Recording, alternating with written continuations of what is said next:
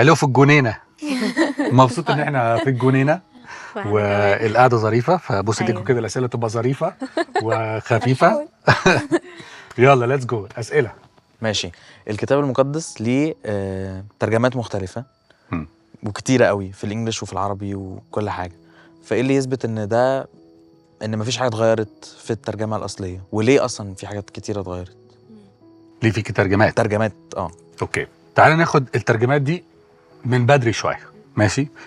من اوائل الترجمات اللي اتعملت الترجمه السبعينيه، الترجم العهد القديم من اللغه العبريه بتاعته للغه اليونانيه. قعدوا حوالي 72 واحد كل واحد في اوضه عشان يترجم، عشان كده سموها الترجمه السبعينيه، عشان تقريبا 70 واحد عشان يترجموا العهد القديم من اللغه العبريه الى اللغه اليونانيه. ليه ترجموا للغه اليونانيه؟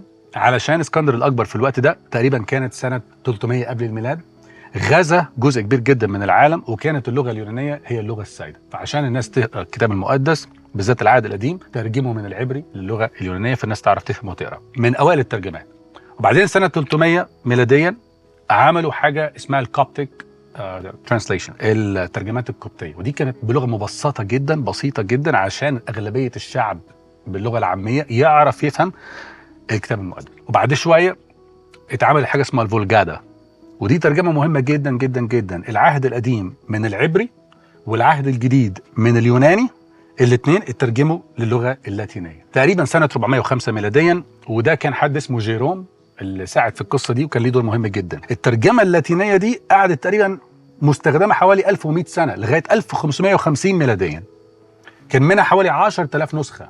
مهم جدا نعرف انه ناحيه الغرب كانوا بيستخدموا اللغه اللاتينيه واحتفظوا بيها لوقت طويل جدا، ناحيه الشرق كانوا بيستخدموا اللغه اليونانيه بسبب غزو اسكندر الاكبر. كويس. بعد شويه حصلت حاجه مهمه جدا، مخطوطه اسمها الكودكس سيناتيكس، تقريبا سنه 350 ميلاديا. العهد القديم باللغه اليونانيه والعهد الجديد باللغه اليونانيه، والكودكس متسمي كودكس لانه هو عامل زي الكتاب، يعني زمان كان في سكرولز، بعد شويه عمل الكودكس ده زي الكتاب اللي احنا بنسميه النهارده الكتاب ده بوك. بعد شويه بقى عندنا ايباد وعندنا كمبيوتر، بقت الحاجات ديجيتال، فالدنيا بتتطور. كويس. ده كان اسمه كودكس سنه 350 ميلاديه، ودي نسخه مهمه جدا من المانيسكريبتس اللي هي المخطوطات. المخطوط عباره عن حاجه مكتوبه بخط الايد، منسوخه بخط الايد، لان ما كانش في ساعتها طباعه.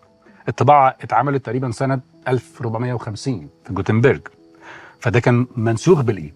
بعد شويه طلع كودكس تاني مهم جدا جدا جدا، نسخه مهمه قوي اسمها الكودكس فاتيكانس، ودي كانت سنه تقريبا 450 ميلاديا، برضو العهد القديم باليوناني والعهد الجديد باليوناني. بعد شويه سنه 500 ميلاديا طلع ترجمات تانية في ايست جورجيا، وطلع ترجمه ارمنيه وترجمه اثيوبيه نوبيه، ده ناحيه الشرق.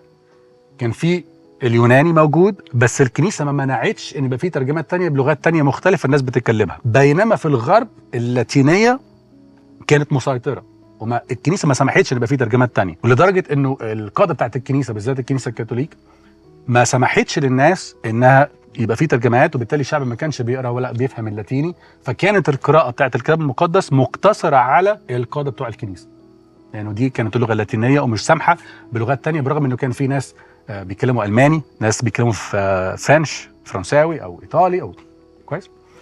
بعد شويه حصل حاجه مهمه جدا سنه 500 ميلاديا، مجموعه اسمهم المازوريتس، قالوا كده اللغه العبريه هتروح مننا عشان في ترجمات تانية وهنفقد اللغه، فعشان يحافظوا على اللغه العبريه من تقريبا سنه 500 ميلاديا ل 1000 ميلاديا ابتدوا يحتفظوا او يحافظوا على اللغه العبريه، وعملوا التشكيل في اللغه العبريه بالذات في العهد القديم. سنه 900 تقريبا او 910 عملوا النسخه الكي جي في فيرجن بتاعنا اللي بنقراه النهارده بالانجلش، الكينج جيمس فيرجن. العهد القديم جاي من المازوريتس، دي راجعه تقريبا تاريخها ل 900 ميلاديا. طبعا بعد شويه اكتشفوا الداد سي سكرولز اللي هنتكلم عليها كمان شويه في سنه 1947.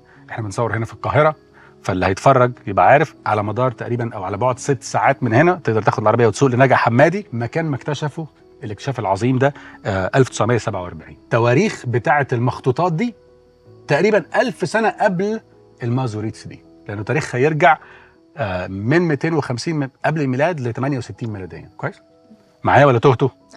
كويس خالص. بعد شويه حصل حاجه مهمه جدا، سنه 1300 ميلاديا ابتدوا يطبعوا آية بصورة تعبر عن الآية دي على لوح خشب. ما كانش الموضوع مكلف، بس عشان الناس تقرا الكتاب المقدس بيكتبوا مجرد آية وصورة تعبر عن الآية ويتداولوها بين الناس، عشان نعرف قد ايه أهمية الكتاب المقدس اللي معانا دلوقتي. احنا نقدر نقراه وننزله وداونلوده على الايباد آية وعلى بكل صورة؟ بيعملوا آية بصورة معينة ويحطوها على لوح خشب برينتد ويودوها للناس عشان الناس تقراها. ده لسه انا هفاجئكم بحاجة تانية أصعب شوية، عشان برضو غلاوة الكتاب اللي احنا في ايدينا النهاردة لا يقدر بثمن. بعد شوية حصل أول نسخة باللغة الإنجليزية سنة 1384. أول بايبل بالإنجليش كان اللي هو جون ويكليف. كويس. الراجل ده ترجم العهد القديم من العبري والعهد الجديد باليوناني، بس أخذ الترجمة دي للإنجليش من الفولجادا. فهو أخذ ترجمة من ترجمة اوريدي موجودة اللي هي الفولجادا اللي كانت باللاتيني، فما خدش من أصل المخطوطات، هو ترجم للإنجليزي من الفولجادا اللي هي كانت اوريدي باللاتين. دي خلي بالكم كانت هاند ريتن كوبي، يعني البايبل اللي بالانجلش ده سنه 1384 بتاع جون ويكليف ما فيش طباعه لسه، الطباعه دي كانت 1450 صح كده؟ فده كانت هاند ريتن كوبي. كل نسخ الانجليش اللي اتعملت حوالي 250 نسخه، فده نسخ محدود جدا. وده اللي على فكره كان مكتوب فيه بالانجلش جاكوب كان متسمي جيمس، فلكن في اتلخبطه شويه اللي احنا بنسميه يعقوب بالعربي كان فيش اللخبطه. بعد شويه عملوا الترجمه في سنه 1455 بالطباعه، ظهرت الطباعه وتنورنا جوتنبرج، فبقت في طباعه، واول نسخه مترجمه ينفع كانت تطبع مش بقى مكتوبه بنسخه بخط الايد، كانت النسخه بتاعه الفولجادا اللي هي باللغه اللاتينيه. حصل حاجه تانية مهمه جدا 1453 شايفين تطور فالترجمات ظهر من 1000 يعني تقريبا من 1000 من اولموست 300 قبل الميلاد اول ذا واي لغايه وصلنا 1453 ميلاديا. الاتراك غزوا الحته اللي كان فيها اليونانيين اللي هي تركيا، فكانت اليونانيين الناس اللي عايشه هناك مشوا من الحته دي وراحوا غربا، وكانوا اخذوا معاهم المانuscripts اللي باللغه اليونانيه لان العهد الجديد مكتوب باللغه اليونانيه، فكان معاهم مخطوطات باللغه اليونانيه، وده فادنا جامد قوي في حاجه بنسميها التكستس ريسبتس، ودي حاجه مهمه قوي في الفيرجنز اللي معانا. ايه ده؟ واحد اسمه اراسموس كان ليه تاثير ضخم جدا انه يعدل اللغه بتاعه اللاتينيه اللي هي في الفولجادا باستخدام مانuscripts يعني مخطوطه اصليه او نسخ بس قريبه من تاريخ النسخه الاصليه، في انه يصلح حاجات ما كانتش موجوده مظبوط في اللغه اللاتينيه، فاعاد صياغه اللغه الفيرب بتاعت اللغه اللاتينيه اللي في النسخه بتاعت الفولجادا، لانه كان معاه نسخ جايه شبه النسخ الاصليه او من الاصل بتاع المخطوطات اليونانيه بالذات في العهد الجديد. واضحه الحته دي؟ واضحه. بعد شويه طلع بايبل تاني بالانجلش بعد جون ويكليف، التاني على طول بتاعه سنه 1526 اللي هو بايبل مشهور جدا اسمه تينديل. التينديل بايبل ده اخذ بقى ترجم للانجليزيه من المخطوطات اللي بالعبريه في العهد القديم، لأن العهد القديم اتكتب باللغة العبرية، وأخذ اللغة بتاعة اليونانية بتاعة العهد الجديد وحطهم وحطهم بالإنجليزي. كل الكتب اللي لقوها بعد ما حاجات كتير منها اتحرقت 3 نسخ. 83% من الكينج جيمس فيرجن بالذات في العهد الجديد اللي معانا جاي من التنديل بايبل. فالعهد القديم الكي جي في جاي من المازوريس لو تفتكروا سنة 900 ميلاديا، والجزء بتاع العهد الجديد 83% منه جاي من التنديل بايبل. وبعدين بعد شويه حصل حاجه مهمه جدا جدا، طلع فيه 3 بايبلز، البيشوبز بايبل ومتسمي كده لانه البيشوب كان بيشرف عليه، جنيفا بايبل لانه اتعمل في جنيفا في سويسرا، وبعدين في حاجه ثانيه اسمها ذا جريت بايبل، كتاب ضخم جدا هو العهد القديم والعهد الجديد بس ذا جريت بايبل لانه كان كبير. كينج جيمس فيرجن اللي معانا دلوقتي في البايبل ده عمل حاجه مهمه، قال يا جماعه كده في نسخ كتير قوي من الانجليزي مش تنفع الكلام ده، نجمعهم في واحد اللي هو الكينج جيمس فيرجن، وبدي بقت النسخه اللي معانا حاليا في الكتاب المقدس كامله اللي هي الكينج جيمس فيرجن من سنه 1611. اوكي، فده بيرجعنا امتى الترجمه دي حصلت بالانجلش. حاجه اخيره في الحته دي عشان ممكن يبقى عندكم اسئله. من القرن الاول والقرن الثاني والكنيسه الارثوذكسيه ليها فضل ضخم جدا في الحته دي ولازم نقوله، كل اقوال الاباء تقريبا سنه 200 ميلاديا، لو جمعت اقوال الاباء بس بس اقوال الاباء، مفيش انجيل مرقس ولا انجيل يوحنا، بس اقوال الاباء تطلع العهد الجديد كله كامل 4 نسخ منه ما عدا 11 ايه. ليه بنقول القصه دي؟ علشان نقول يا جماعه قد ايه مهم موضوع الترجمات.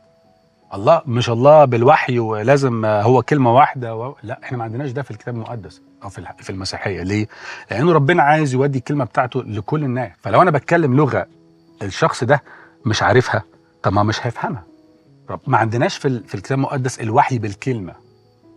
الله خلى ناس على مدار 1600 سنه، الكتاب المقدس العهد القديم والعهد الجديد 66 سفر اتكتبوا في خلال 1600 سنه، فده مدار كبير جدا.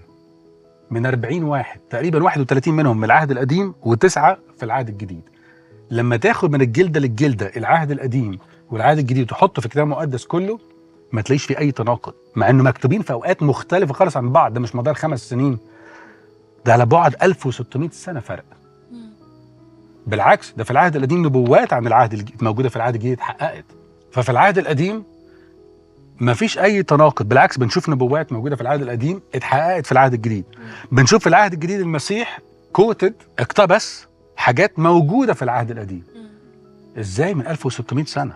على فرق 1600 سنه، ده وقت طويل قوي. 40 واحد بيكتبوا بخلفيات مختلفه، كل الكتاب هو موحى به من الله ونافع للتعليم والتقويم والتوبيخ لكي يكون انسان موثوقين من الروح القدس. فده ما تلعبش فيه. ليه في ترجمات مختلفه؟ عشان نجاوب على السؤال ده، عشان انا مش معايا اصلا مخطوطه. الكتاب اتكتب ب3 لغات، بالعبري بالذات في العهد القديم، باليوناني في العهد الجديد، وكتب اجزاء باللغه الاراميه مش كتير. طب انا ما بفهمش ولا يوناني ولا عبري ولا ارامي، هفهم ازاي اللي ربنا عايز يقوله؟ That's why ده اللي احنا عندنا ترجمات. ومهم جدا، انا شخصيا وانا بذاكر الكتاب، وقلت ده قبل كده في حلقات قبل كده، انه انا وانا بذاكر انا فاهم بعمل كده. عندي ال NLT وعندي ال NIV، ودي ترجمات طلعت جديد شويه، وعندي العربي عشان انا بفهم عربي، ال AVD الفان دايك، وساعات بحط على جوجل ترانسليت الحاجات بتاعه المانuscripts الانجليش عشان اعرف اصل المعنى ده. فالترجمات دي بتقرب لي المعنى للمعنى الاصيل، عشان اتاكد ان فهمت المعنى بالظبط اللي اتكتب بيه الاصل. واضحه الفكره يا جماعه؟ طب ليه عملنا نسخ كتير؟ عشان احنا ناس كتير قوي قوي قوي. قبل ما يبقى في فيرجنز ديجيتال والناس تداونلود في ثانيه، ليه عملنا هاند ريتن كوبي كتير؟ عشان الناس كتير، هو عايز الناس كتير تعرفها وتتداولها.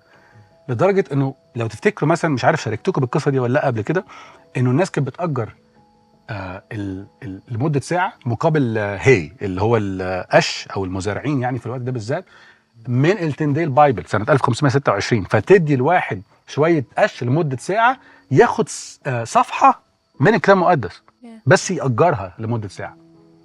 وده موجود في التاريخ، يعني ده كلام تقدر تراجعه وتذاكره هتلاقيه في التاريخ. فاحنا عندنا كنز وحاطينه على المكتب ما بنقراهوش. او لو انت عندك اب على الموبايل، ذاكر ترجمات مختلفه. شخصيا ارجح ال NIV وال NLT، ده مسج ممكن تقرا منه. لو انت بتقرا بالعربي اقرا بالعربي، بس مهم ان يبقى في ترجمات مختلفه قدامي عشان اوصل للمعنى الاصيل. الكتاب المقدس مش حقيقي عشان احنا مصدقينه، يعني حقيقته مش جايه عشان احنا مصدقينه، لكن احنا مصدقينه لانه حقيقي. فاحنا مصدقينه لانه التروث بتاعته جايه من انه ترو، فاحنا مش بنحاول نخليه ترو. فاهمين الفكره دي؟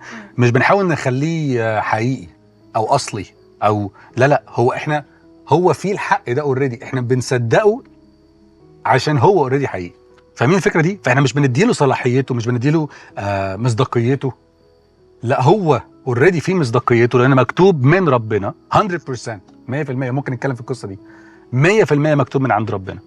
فعشان كده احنا مصدقين. كويس؟ طيب السؤال بتاعك، في علم اسمه البيبليوجرافيكال تيست، علم المخطوطات. حلو؟ ده حاجه مهمه جدا. في سؤالين لازم نسالهم. السؤال الاولاني، النسخ اللي موجوده من الاصل، انا عندي الاصل افترض انه اتكتب اشعياء ده في 780 قبل الميلاد، كويس خالص. عندي نسخ منه ناس نسختها.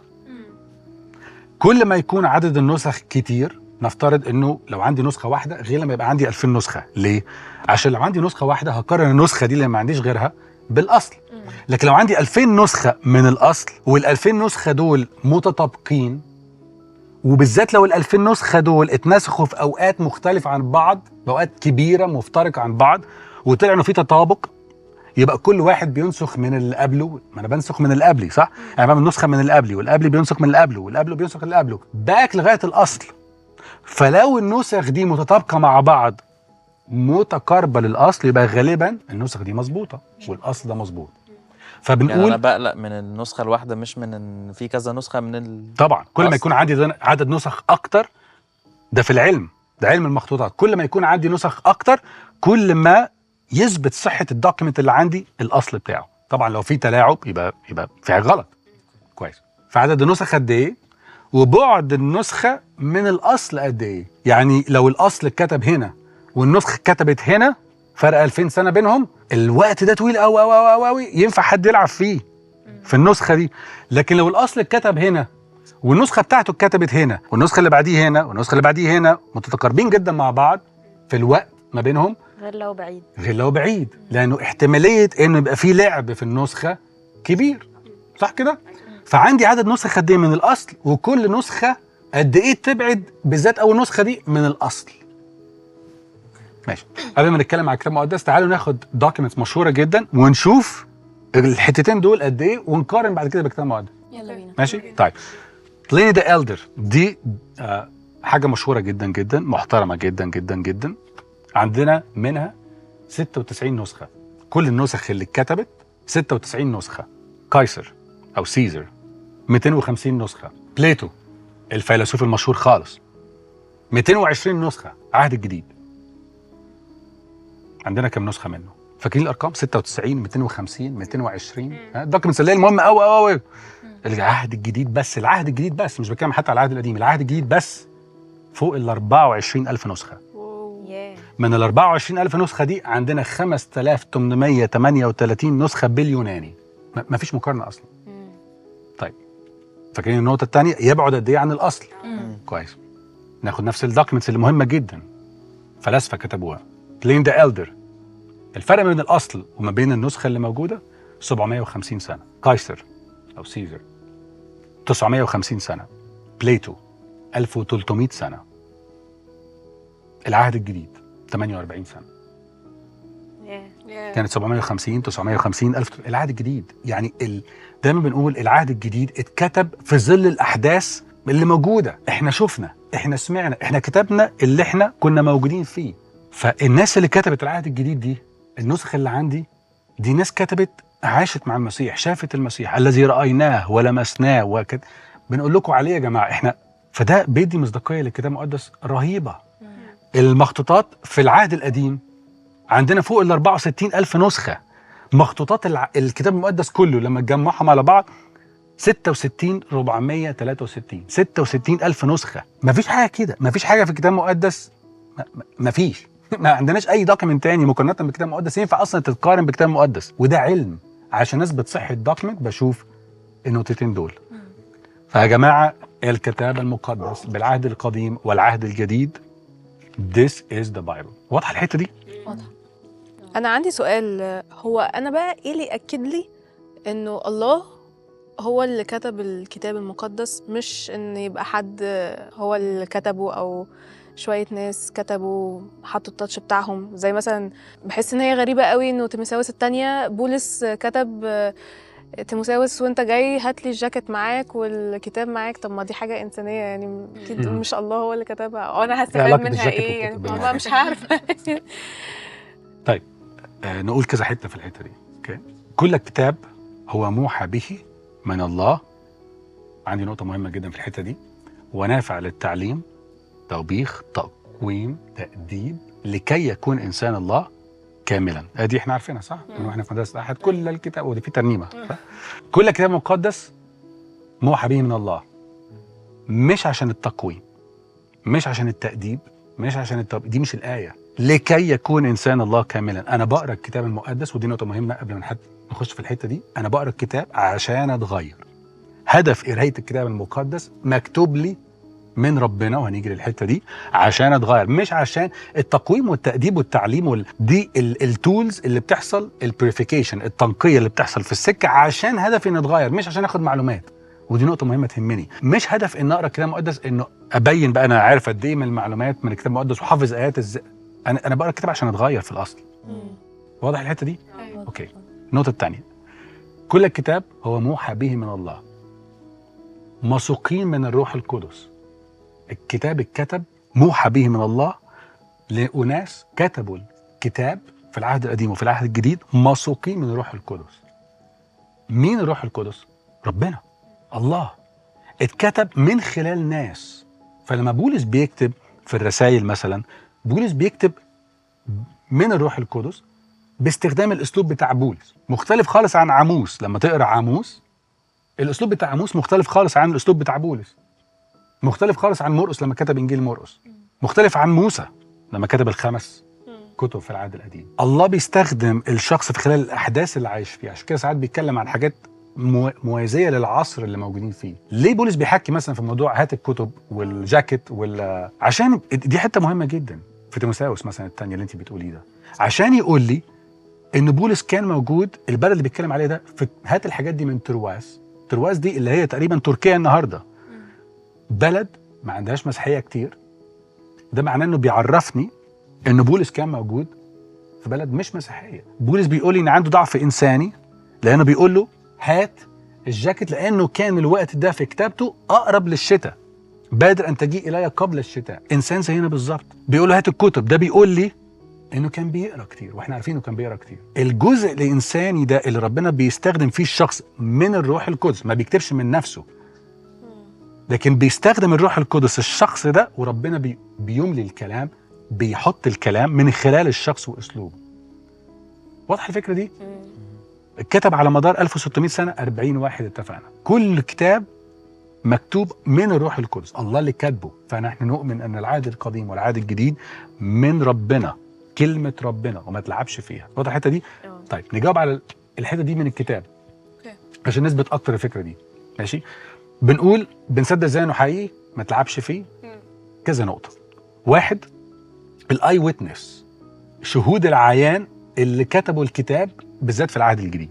عندنا شهود عيان يا جماعه كتبناه. فبيقول مثلا في يوحنا الاولى اصحاح 1 وعدد 3: الذي رايناه وسمعناه نخبركم به لكي يكون لكم ايضا شركه معنا، واما شركتنا نحن فهي مع الاب ومع ابنه يسوع المسيح. في بطرس الثانيه، ده يوحنا، بطرس الثانيه، بطرس بيقول في بطرس الثانيه اصحاح 1 وعدد 16: لاننا لم نتبع خرافات مصنعه إذ عرفناكم بقوة ربنا يسوع المسيح ومجيئه، بل قد كنا معاينين عظمته. احنا عايننا، احنا شفناها، احنا كنا معاه. في لوقا 1 من عدد 1 ل4، لوقا بيقول، وده راجل دقيق جدا في الكتابة بتاعته: إذ كان كثيرون قد أخذوا بتأليف قصة في الأمور المتيقنة عندنا، كما سلمها إلينا الذين كانوا منذ البدء معينين وخداما للكلمة. رأيت أنا لوقا إذ قد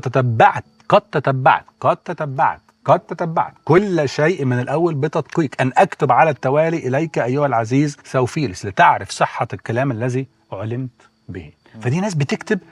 نضمن إزاي؟ ده مش واحد قال له واحد والتليفون الخربان، اتكلمنا في القصة دي كده. لا، وفي الآخر وصلت لنا المعلومة. ده واحد بيكتب عن حد، ومش واحد بيكتب، ده بطرس ويوحنا ومرقس، كذا حد بيكتب عن حاجة هم شافوها. 2، بيرجعوا اللي بيكتبوه للناس. يعني مش انا بقول النهارده لماري، فماري تيجي مثلا تشكك في الموضوع فتقول على فكره شادي قال 1 2 3 4. لا، هو مش بيتكلم 1 أو 2، هو بيرجع الكلام للناس اللي بتسمع وبتقرا الكلام ده. فانتوا يا جماعه انتوا كمان كنتوا معايا، انتوا كمان سمعتوه، انتوا كمان شاهدتوا اللي احنا شفناه. انا مش بحكي لكم عن حاجه غريبه، انتوا كنتوا موجودين. فبصوا مثلا بيقول ايه في اعمال 2 عدد اصحاح 2 عدد 22: ايها الرجال الاسرائيليون اسمعوا هذه الأقوال، يسوع الناصري رجل قد تبرهن لكم من قبل الله بقوات وعجائب وآيات صنعها الله بيده في وسطكم كما أنتم تعلمون. وعظة بطرس، ليه في 3000 واحد جم في أول وعظة بطرس؟ كان سهل قوي يجوا 3000 واحد، رقم ضخم جدا، عشان هو بيتكلم عن حاجة، بيوعظهم بحاجة هم شافوها وسمعوها. انتوا يا جماعة سمعتوه شفتوه، هذا يسوع المسيح الذي قد صلبته. فكان سهل على الناس. ايوه يا جماعه احنا كنا موجودين احنا شفناه، احنا المسيح ده كان ماشي معانا في نفس الشارع، وعلى فكره قام في اليوم الثالث وقعد لنا 40 يوم بيظهر لينا. فلو كان في لعب في صحه الكتاب، الناس اللي حواليه ما كانتش هتسكت، كانت هتعترض. مش واحد في البير السلم بيكتب، لا، ده كان في ناس، فبيرجع الكلام للناس، فالناس بتبقى شهود معاه. تمام. كمل. 3، أعمال الرسل أصحاح 1 وعدد 3 بيقول كده في أعمال الرسل أصحاح 1 وعدد 3: الذين أراهم أيضا نفسه حيا ببراهين كثيرة بعدما تألم وهو يظهر لهم 40 يوما ويتكلم عن الأمور المختصة بملكوت الله. النقطة دي مهمة جدا. احنا قلنا قبل كده في سؤال تاني محدش بيموت عشان حد، صح؟ احنا كل واحد فارق مع نفسه، دي الحقيقة، محدش بيموت عشان حد. والكتاب حتى بيقول لأجل الصالح يكسر أحد أيضا أن يموت، يعني حتى لو أنت كويس قوي محدش هيموت عشانك، يعني ده لو أنت كويس قوي. إيه اللي يخلي التلاميذ دول لما أقول لكم الأسماء مثلا نديكم بعض الأمثلة يموتوا من أجل اللي ماتوا عشانه؟ يبقى لازم يكونوا كانوا صدقوا قوي قوي قوي قوي في اللي ماتوا عشانه ده. ما حدش بيموت عشان كذبه غير لو مصدقها انها حقيقيه قوي فتستاهل ان نموت عشانها. يا جماعه احنا ما ينفعش نسكت على القصه دي. المسيح مات وقام في اليوم الثالث وقعد لنا يظهر لنا لمده 40 يوم وكان منهم مره ظهر ل 500 واحد. احنا هنكتب، احنا هنموت. بص يعني لو دي اخر نهايتنا عشان بس نقول للناس انه ده اللي حصل، هنموت. ما حدش بيموت لحد او لحاجه الا لو كان مصدقها قوي انها حصلت. بص مثلا الأمثلة دي: بطرس مات في روما على صليب متشقلب بالمقلوب. أندراوس مات على صليب أو اتصلب على كروس شيب في اليونان. جيمس اللي هو إيه بالعربي؟ يعقوب اتقطعت راسه من الملك هيرودس في أورشليم. لكن يوحنا اللي كتب إنجيل يوحنا سنة تقريبا 90 أو 95 ميلاديا ده الوحيد اللي ما ماتش بالطرق ديت واتنفى لجزيرة بطمس وكتب إنجيل وسفر الرؤيا، رؤيا يوحنا. فيلبس اتصلب اللي بنسميه النهارده تركيا. نسنائيل اتعرى، يعني اتعرى خالص على اللحم واتقتل في أرمينيا، اتذبح. توما في الهند. متى اتقتل بالسيف في اثيوبيا. يعقوب ابن الفاس قعد يرجموه بالحجاره لغايه ما مات في اورشليم. تداوس اتقتل بالسيف في ايران. انا ممكن اقعد اكمل. الناس دي ايه اللي يخلي الناس دي تموت بالطرق ديت الا لو كانوا مصدقين في اللي شافوه؟ تستاهل ان احنا نموت. عندي نقطتين تانيين مهمين قوي، ودول نقطتين مهمين قوي قوي قوي قوي. 4 دي نقطه مهمه قوي. عندنا تقريبا 40,000 كاتب اللي كانوا بينسخوا. كويس؟ عشان يبقى كاتب، عشان ياخد لقب الكاتب ده، عشان يعرف ينسخ، كان لازم يحفظ 4000 رول او ريجوليشن او يعني قاعده من القوانين اللي موجوده في التوراه، اللي هم اول 5 كتب في العهد القديم، اللي هم ايه؟ تكوين، خروج، لاويين، عدد، تثنيه. عشان انت تصلح انك تنسخ حاجه لازم تكون عارف قوانين عددها تقريبا 4000 قانون عشان تصلح انك تعمل كده. كويس خالص. السكرايب ده او الناسخ ده او الكاتب ده بياخد من 2 ل3 عشان ينسخ بس 5 كتب. كل في العبري عشان ينسخ في 3485 حرف. كل حرف في اللغه العبريه متكون من 4 اشكال، من 4 خطوط. مجرد انك تلعب في ال4 خطوط دول بيعملوا لك الحرف بشكل. تغير الشكل، هم نفس ال4 خطوط بس تغير شكلهم بطريقه مختلفه يبقى حرف. في 3485 حرف. كل حرف مكون بس من 4 خطوط. واو. مش دي اكتر حاجه. بعد ما الكاتب ده ياخد 2-3 عشان ينسخ نسخه واحده بس من 5 كتب. عايزين يكتبوا بس بياخد 2-3. يجي واحد تاني رباي اعلى شويه كده في الرتبه اسمه ذا كاونتر، يعد كل الحروف حرف حرف. ليه؟ عشان كل حرف ليه فاليو، ليه رقم. فيعد في اخر نسخه اللي اتكتبت دي الحرف ده 21,251. 21,000 جه في النسخه اللي اتكتبت دي، اللي اتنسخت من الكاتب ده، يعد وراه جه 21,252 مره ويقارنها بالنسخه اللي قبليها. لو النسخه اللي قبليها نفس الرقم يبقى النسخه اللي اتنسخت دي بيرفكت، ممتازه. لو الرقم ده غلط يعيد النسخه كلها. يا لهوي على المجهود. مين بيعمل كده؟ ناس مصدقه بجد، ناس شافت. فاحنا بنتكلم على حاجه اتلعب فيها، مش ممكن. ناخد حاجه اخيره. كل مودرن ترانسليشن من الكتاب المقدس، ترجمه جايه من يعني اللي معانا دلوقتي ده بالذات في العهد القديم، جاي من حاجه بنسميها اللينينجراد كودكس. ده نسخه موجوده 1009 ميلاديا، 1009 ميلاديا، 1009 ميلاديا. حلو؟ العهد القديم اللي معانا دلوقتي لغايه من كام سنه؟ سنه 1947 قلت لكم هنتكلم في الحته دي. اكتشفوا على بعد 6 ساعات من هنا، من القاهره احنا بنصور دلوقتي، فراجع حمادي، اكتشفوا اختراع واكتشاف عظيم في التاريخ المسيحي، ديد سي سكرولز. عنديش وقت احكي فيها قوي ازاي اكتشفوها، بس 2 عرب كانوا موجودين اكتشفوا جارز، زي الجارز الجميله دي اللي موجوده جواها مخطوطات كتير قوي قوي قوي قوي، منهم 300 مخطوطه بيبليكال كتابيه، منهم اللي بنسميه، ركزوا معايا، النسخه الكامله الوحيده اللي لقوها في المخطوطات دي هي نسخه اشعياء. سفر اشعياء اللي موجود معانا لقوا نسخه منها كامله، ودي النسخه الكامله الوحيده من المخطوطات اللي لقوها. نسخه كامله كانت الاشعياء. المخطوطات دي تاريخها يرجع ل 250 قبل الميلاد، ما بين 258 قبل الميلاد ل 68 ميلاديا. احنا كانت اخر نسخه عندنا كام؟ 1009 ميلاديا. بالاكتشاف ده من كام سنه دي بريدجد، او يعني قربوا المسافه ما بين 1009 ميلاديا ل 150 قبل الميلاد، اللي هي النسخه بتاعت اشعياء دي اللي في النسخ بتاعت الديد سي سكرولز. حوالي 1100 سنه فرق ما بين 1009 ميلاديا و150 قبل الميلاد. ده اشعياء وده اشعياء. الفرق كام؟ 1100 سنه. لما تقارن النسخه بتاعت اللينينجراد كودكس والنسخه بتاعت الديد سي سكرولز، متطابقه 100%. سفر اشعياء بالكامل ما عدا 17 حرف. ال 17 حرف مختلفين علشان سبيلنج، يعني زي البريتش والانجليش كده. اقنعني ازاي؟ مش ممكن ده يكون اتحرف او اتلعب فيه. حاجه اخيره في الحته دي افتكرتها، في ملوك كتير قوي، بس لو خدنا 29 ملك من بالذات من العهد القديم، في ال 29 ملك دول في 195 حرف، حرف 195 حرف في ال 29 ملك دول اسمائهم. لما تقارن ال 195 حرف دول بتوع ال 29 ملك دول اللي موجودين في الكتاب، حروفهم حروف صعبه جدا، اسماء ملوك صعبه جدا، الحروف متطابقه 100% ما بين اللي جاء في التاريخ في الكتب التاريخيه والكتاب المقدس. فيا جماعه الكتاب المقدس ما تحرفش، ما تلعبش فيه. طيب بس يعني انا مقتنعه بكل حاجه انت قلتها، بس انا من كام يوم كنت بقرا في الكتاب وبقرا من ترجمه NIV، ففي متى 17 كنت بقرا عادي جدا، بعدين لقيت انه في فيرس مش موجود، يعني هي الايه مرقس 16 قصدك؟ وفي متى 17 يعني كان في برضو في فعلا في مرقس 16 من 9 ل 20 بيبقوا يا اما مش موجودين يا اما موجودين بين قوسين، ولما جيت اسيرش لقيت انه اصلا ما كانتش موجوده في المخطوطات اللي في الاول. ايه يعني ايه تفسير الموضوع ده؟